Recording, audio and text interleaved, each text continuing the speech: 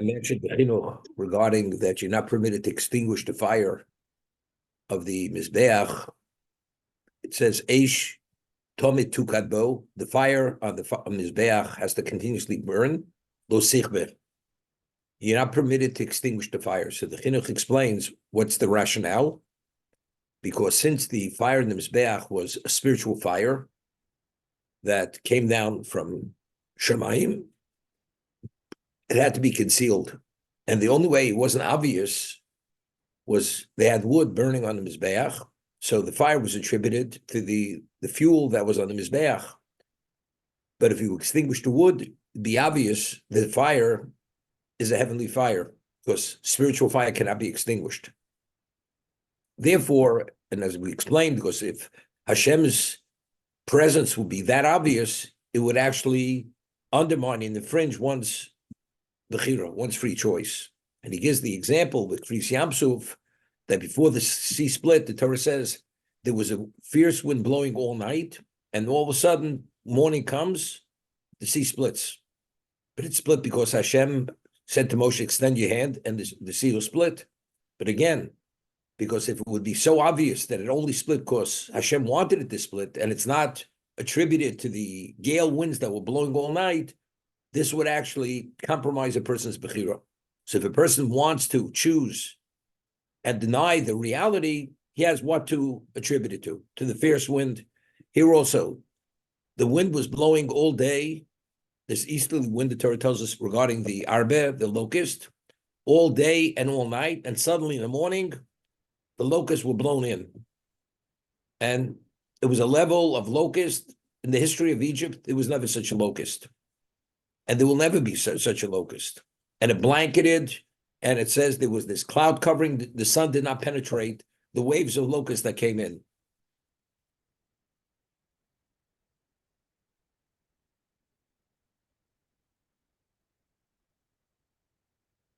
You know, it's interesting. Rashi is the question. The pasuk says, "Lefon of lo hoyakain arbe kamo v'achar v'lo yakain." In the history of Egypt, on record, there was never such a locust, and there never will ever be such a locust. So Rashi cites the Chazal in time of Yoel, quotes Psukim, that it was one of a kind of locust, even more than the locust of Egypt. So Rashi explains, and based on Psukim, that the locust time of Yoel, which was in the future, it was comprised of many species of locust. The locust of Egypt was one species. It was only one type of locust. So that the degree of that will never be repeated. What difference does it make? Firstly, if you want to impact the people, you say the locust that's going to come on Egypt, there was never such a locust. But the Torah says more than that, and there will never ever be such a locust in the future. Why is that important? The future hasn't come yet. We want to impact the people of the present. We're not talking about the generations of the future. But it says there was never such a locust, and there never will ever be such a locust. Why is the future relevant? Now, there's a famous Ramban. We find there's a central theme in the Torah which repeats itself, and it's the core of many mitzvahs. There's a positive commandment of Zech Litzis Mitzrayim, to remember what happened in Egypt, the Parsha of Tzitzis, right? Remember, I took you out of Egypt. We have Kiddush. If one says Kiddush Friday night and does not say Zech Litzis Mitzrayim, the Gemara tells us in Psochim, one does not fulfill his obligation of Zochas Yom Shabbos L'Kacho. Remember the Shabbos and keep it holy and sanctify it. You have to mention Tzis Mitzrayim. There's a question which is asked by the Ramban at the end of Parshas Bo. We say, Zech Litzis Mitzrayim. What do we say? Anochi Hashem Elokecha tzisich me'eretz Yisrael. I am God who took you out of Egypt. What do we say? I am God who created the world. Seemingly, he should be identified as the creator. Why is he identified as Asher tzisich me'eretz Yisrael? And there's a mitzvah, Zochar, es Yom HaShabbos L'Kacho. Remember Shabbos to sanctify it. Remember that I took you out of Egypt. The Seder, we go through all the back and forth, the question, the answer. There's a mitzvah, Higanto Bincho. You should tell over the story to your child, or two Jews should discuss what happened on the 15th and all the plagues, everything. We find there's a central theme. The 10 Commandments.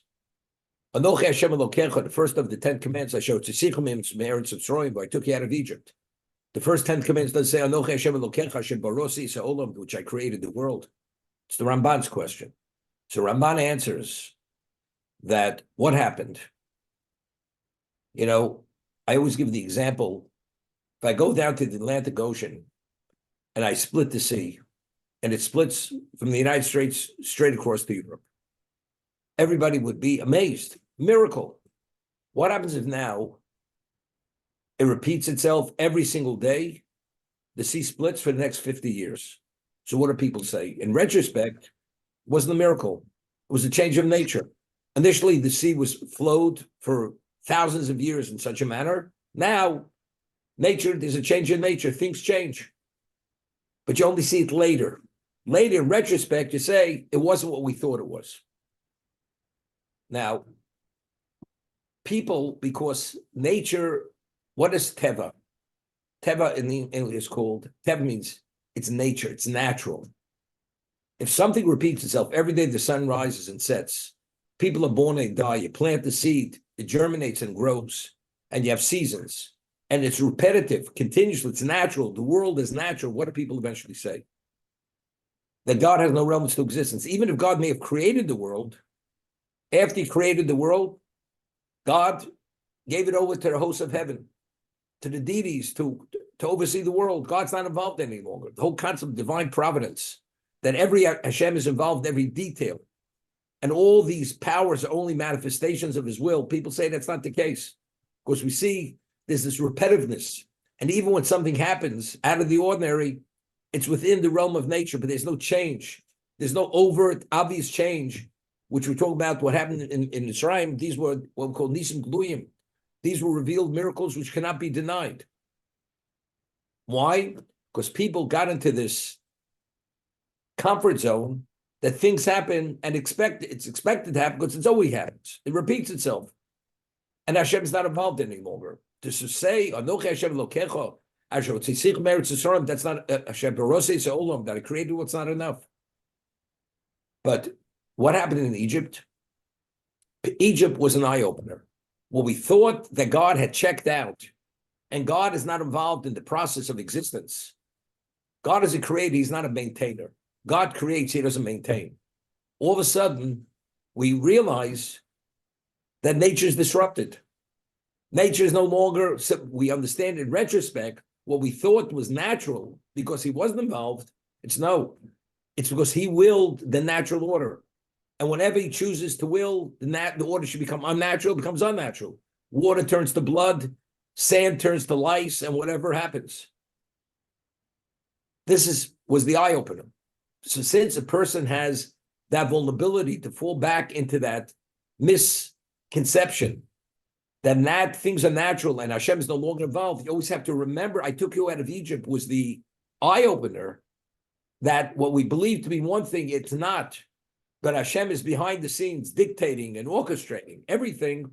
That's why that's a central theme of Yiddishkeit, of Judaism. I'm going to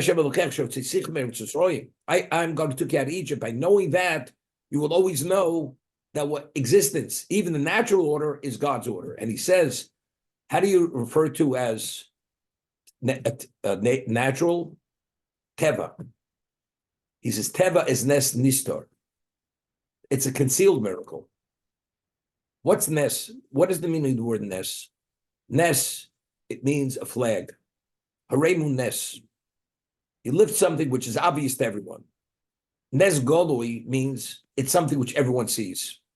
It's revealed. Nes Nistor means it's concealed. He says every nature is Nes Nistor.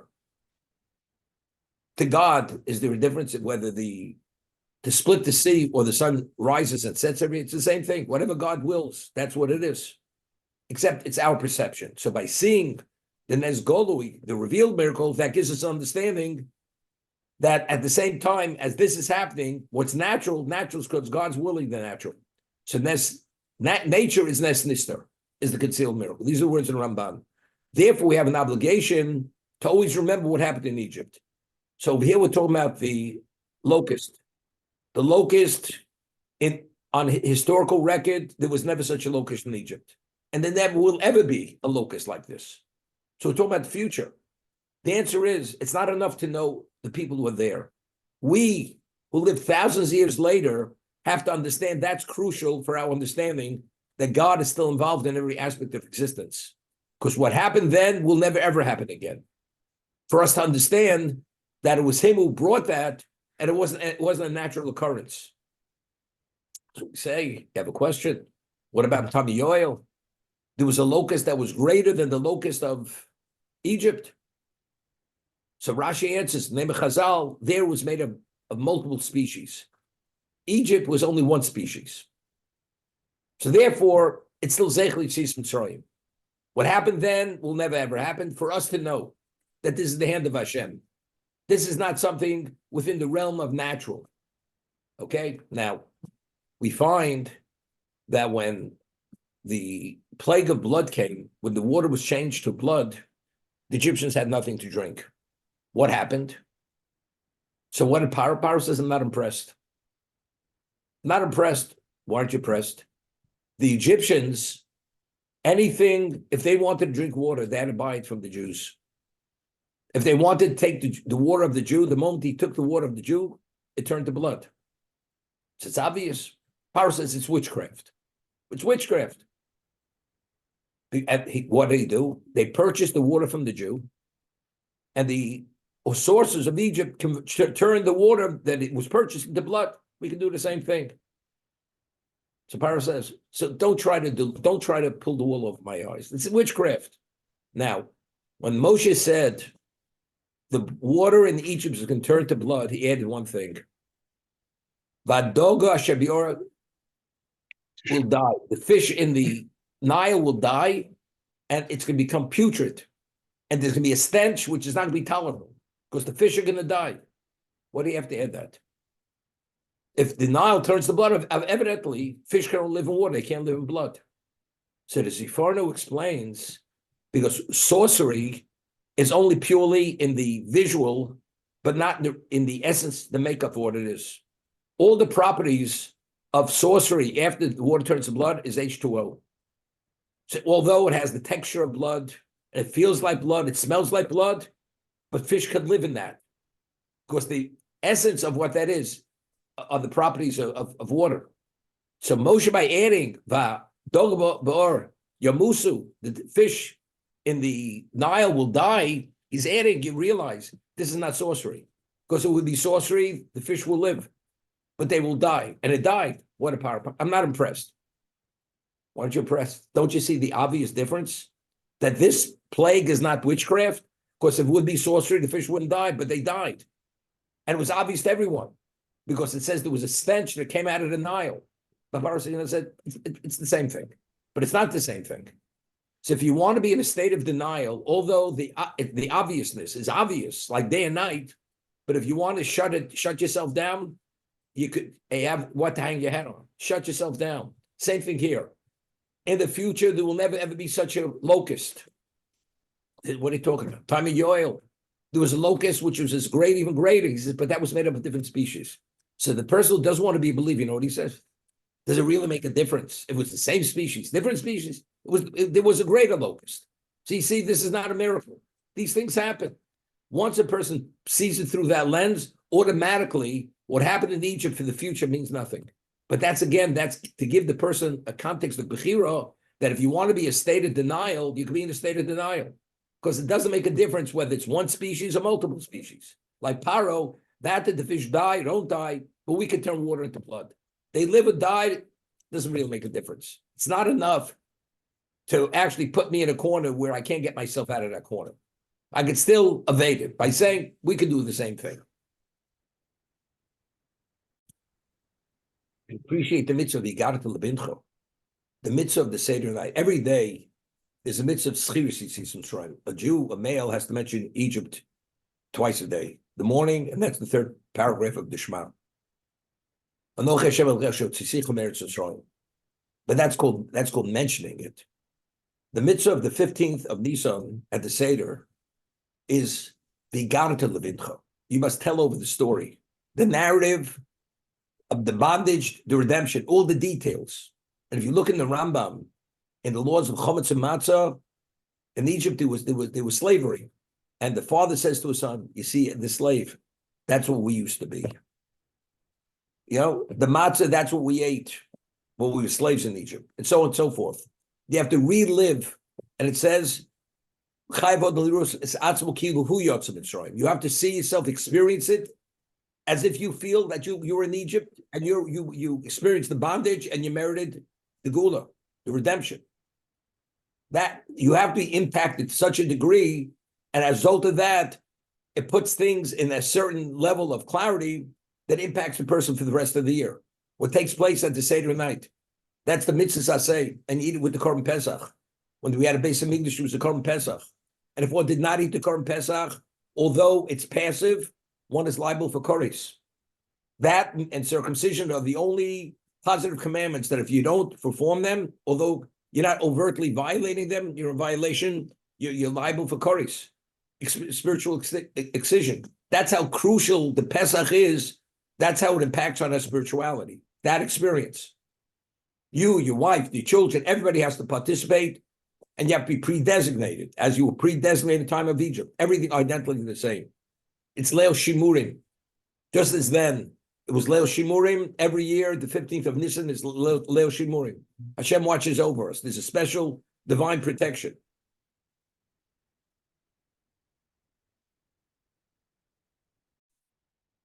All right, in the Das Tunos, that is based on a Zohar. You know, when we left in Egypt, we were Memte Shari Tuma. Mark, I'm mentioning the Ramchal in the Das Tunos, the Knowing Heart. It's based on the Zohar. He says, you know, when we're in Egypt, we were shut down spiritually. We were so entombed in this spiritual abyss that we really, our sensitivities to make choices were impossible. We couldn't internalize it. When Hashem took us out of Egypt, then we began breathing. The recovery started. And we started to gradually sense, we were getting back our senses. It's like, you know, sometimes your foot is numb. You have no feeling. And gradually you rub it, feeling starts coming back, and eventually you have the full function of your foot.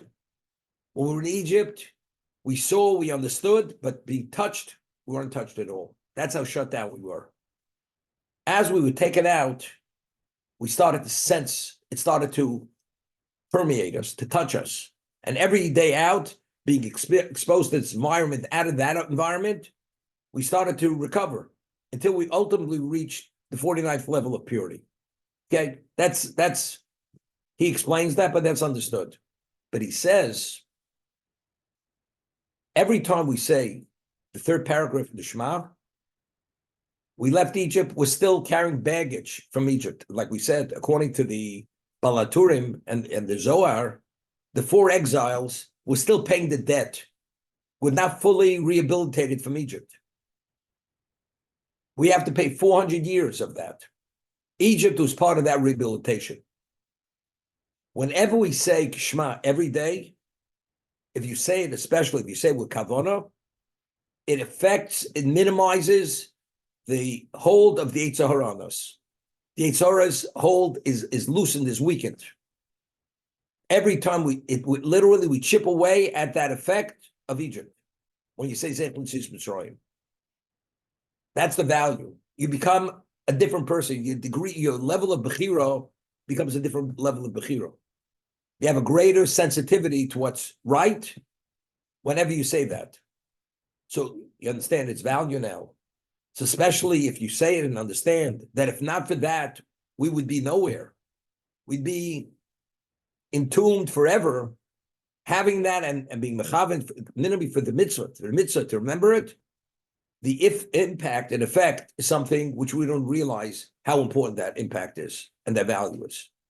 So you can imagine the Seder night, what that does to us. A whole night being immersed in it. We tell over the story of Rebbe Kiva and his group, They were so immersed in the midst of Sibichus Mitzrayim, they were so immersed that students had to come at dawn to tell them he hears my Kriya Shema. And these people knew the story. What? They were saying something over there. No, but going through that process is a rehabilitative process that minimizes the effect of what Egypt was, that even they, the greatest Jews in the history of the Jews, even they are released from this level of impurity, at whatever level that may be.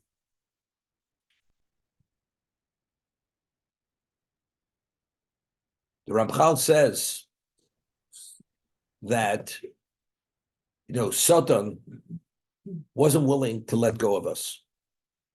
So sometimes Hashem has to hoodwink Satan, hoodwink him.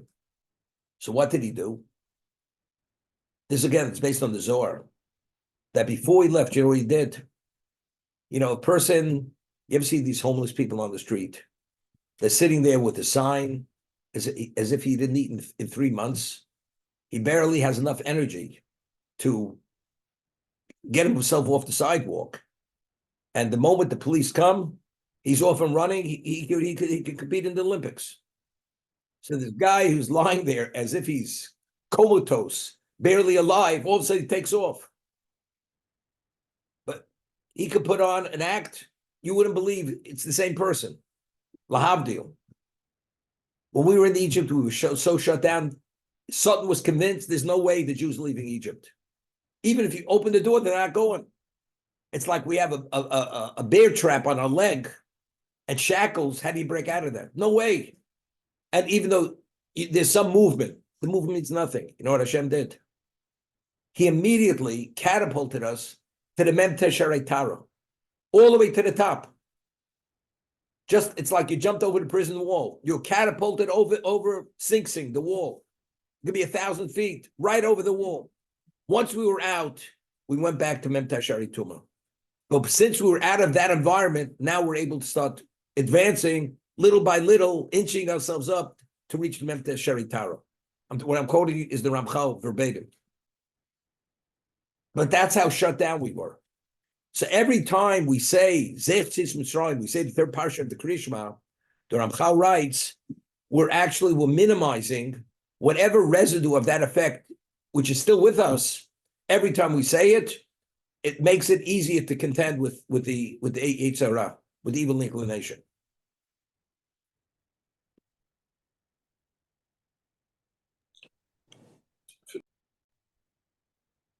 It covered the eye, meaning the rays of the sun did not penetrate because of the thickness, the undercoating of the locust. And the land was dark. The Ochalas called Isavas Oretz. It's called Prioids Asher Hosir Aborot. And ate all the vegetation, all the fruits of the tree which the hail did not destroy. All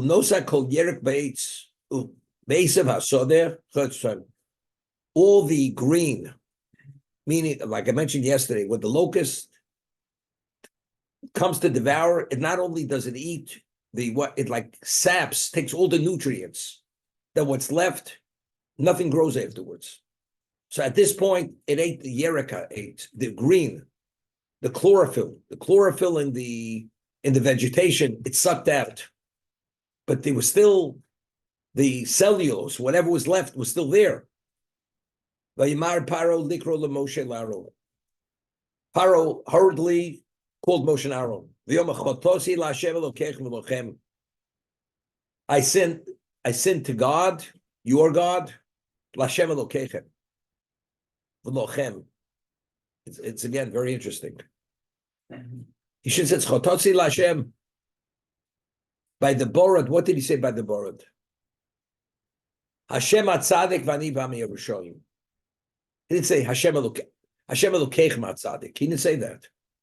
He just said Hashem atzadik. Here he's saying Chotosi Lashem Elokechem. I mean, after realize what's going on over here, he said Chotosi Lashem. What's Lashem Elokechem? To your God. It's the God, period. He's the omnipotent one. So you see, even here, he didn't recognize. He still sees God as a power. He's a power. Lochem. Why lochem? Because it says he drove them out. He dismissed them. We explained why by borod did he say Hashem Atzadik? Because we explained yesterday, because he saw two contradictory forces in nature, which to him, he never believed there's anything in the spiritual realm. So how does fire and water coexist? That confirms there is a spiritual realm. So God's more than a power. He's the all-powerful. He's the almighty. That was borod. But then I said, when it stopped, he did a survey. What did he find out? That the wheat and spelt crop wasn't destroyed. So all of a sudden, if that is the case, evidently God is not the Almighty. Because if he is the Almighty, why was the wheat and spelt crop destroyed? The answer is because that's the independent power. And he's not able to overcome that power. So now that the locust is coming, again, it's power against power. God is now allowing the locust to eat whatever is left over. I thought this was my security blanket, the God of the wheat and the God of the spelt. But I say this power can even take that over. But he's not saying it within the context of Almighty. It's a overpowering power. But the wheat and spelt, all this, they're independent. He just has the upper hand. But it's not emanating from him.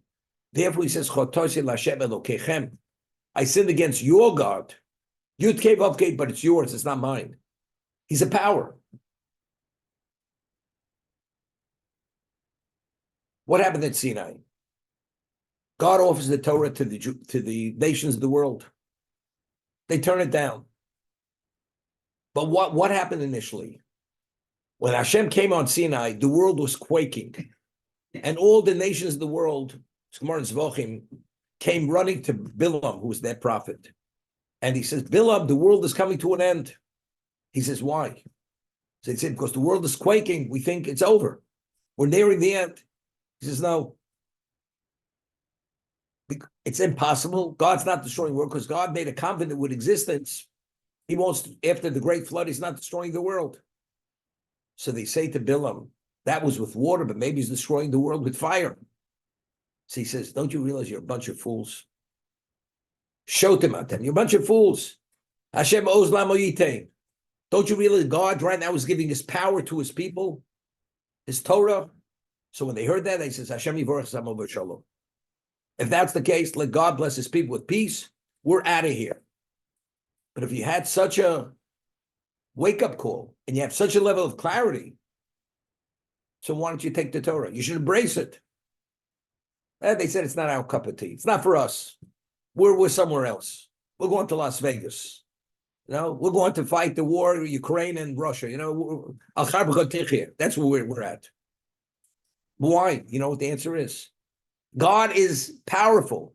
He's an unbelievable power. But accepting him as your God, you're shackled. It's not for us. This is this, whatever you want to say. But even there, they only saw God as a power. The ultimate power, the most power offered is Torah. But it is a cost factor. We can't accept it. We're going back to idolatry. We'll serve the deities. But don't you realize the deities are only a manifestation of God? No. They saw God only as a power. He's not the Almighty.